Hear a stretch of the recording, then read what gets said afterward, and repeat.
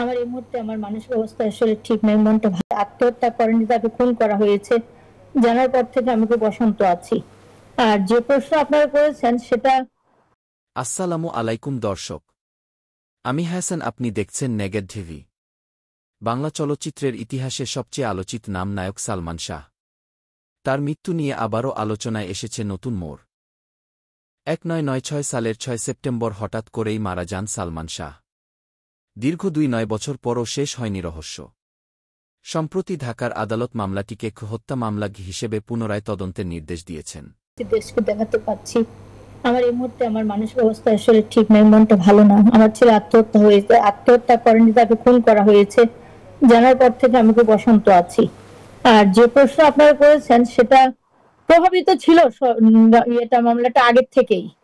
এই প্রভাবে এতদিন 29 বছর গেল, তারা আমাকে অনেকবার চাপাচাপি করে চেষ্টা করেছেন যে এটা আমি যেন মেনে নেই আত্মহত্যা, কিন্তু আত্মহত্যা নয়। আমি সেটা কিভাবে মেনে নিব? আমি তো মেনে নিতে পারিনি। হাইকোর্ট ইতিমধ্যে 7 ডিসেম্বরের মধ্যে নতুন তদন্ত প্রতিবেদন জমা দেওয়ার নির্দেশ দিয়েছে। মামলার আসামিদের মধ্যে রয়েছেন সমীরা হক, আজিজ মোহাম্মদ ভাই, অভিনেতা ডন এবং আরও কয়েকজন। বাংলা সিনেমার এই কিংবদন্তির মৃত্যু রহস্যের পর্দা উঠবে কি এবার? আপডেট পেতে থাকুন নেগেট টিভির সঙ্গে।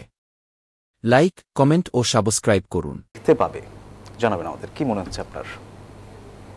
আমি আল্লাহর হুকুমে আমি জানি, আমার আশা করছি এবার আমরা মামলা পাবো। বিচার তো একটা হয়ে গেছে, যেটা উনি আদালত থেকে ঘোষণা করা হয়েছে এটা হত্যা। প্রাথমিকভাবে এটার বিচার আমরা পেয়ে গেছি, এটা রায় হয়ে গেছে, এটা আদালতের রায়। এদিকে লন্ডনে অবস্থানরত সালমান শাহর মা নীলা চৌধুরী ভিডিও বার্তায় জানিয়েছেন, আমার ছেলেকে পরিকল্পিতভাবে হত্যা করা হয়েছে। আমরা ন্যায়বিচার না পাওয়া পর্যন্ত লড়াই চালিয়ে যাবগি। তিনি বলেন, নতুন আদালতের পদক্ষেপে তিনি আশাবাদী, কিন্তু তদন্ত যেন সঠিকভাবে হয় সেই দাবি জানান তিনি। এবং আশা করি দেশের মানুষ সবাই আমরা শান্তি পাবো। বাচ্চাকে তো ফিরে পাবো না। আমরা দেশবাসী এবং সবার দোয়া চাই, সবাই সঙ্গে থাকবেন। প্রশাসনের প্রতি দৃষ্টি আকর্ষণ করে বলছি, আপনারা আপনাদের আপ্রাণ চেষ্টা করে আপনারা আমাদের দেশকে সম্মানিত করুন। আপনারা এই খুনটার বিচার করে, আপনার খুনটার আসামিকে গ্রেফতার করে তাদেরকে আইনের আওতায় এনে দেশকে সম্মানিত করুন। আপনারা সম্মানিত হন, আমার দোয়া থাকবে আপনাদের সাথে। ইমিগ্রেশনকে জানানো হয়েছে যে আসামিরা এখন দেশ ত্যাগ করতে পারবেন না। ইভেন এখনো দেশের বাইরে কারা কারা আছেন এই বিষয়ে ইমিগ্রেশনের কাছে জানতে চাওয়া হয়েছে। এই বিষয়টা নিয়ে দেশের বাইরে কেউ নাই, দেশের বাইরে শুধু রিজভি আছে আর আজিজ মোহাম্মদ ভাই ব্যাংককে আছেন, আর কেউ না। বাকি কারা? এরা তো দেশেই আছে। এরা আবুল টাবুল, এরা কেউ দেশের বাইরে যাওয়ার কোনো কথা না। এরা যারা আছে সবাই আছে। আরো সাইড বাই সাইড অনেক আসামি এসে যাবে, কারণ যাদের নাম এখানে আসেনি তারপরেও অনেক আসামির নাম আসবে, কারণ তারা এর বাইরে আছে, আপনার রিজভি স্টেটমেন্টের বাইরে আছে। এরা আসবে। তো দেশবাসীকে অনেক অনেক ধন্যবাদ। আপনারা সঙ্গে থাকবেন, সঙ্গে ছিলেন বলেই আজকে বিচারটা আমরা পেয়েছি।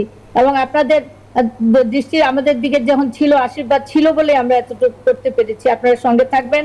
সবার প্রতি আমার অনেক ভালোবাসা, অনেক দোয়া। সারাক্ষণ আমি সবার জন্য দোয়া করি।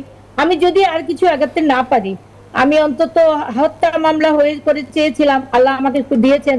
এবং জজ সাহেব যেভাবে বলেছেন এটা হত্যা, এটা নিহত হয়েছে সালমান শাহ, কিভাবে খুন করা হয়েছে আইন আদালতের মাধ্যমে, এটা মার্ডার, এটা বিয়ে হয়ে গেছে। প্রাথমিকভাবে তো আমি বিচার পেয়ে গেছি, এখন আসামিদের বিচার হওয়া বাকি।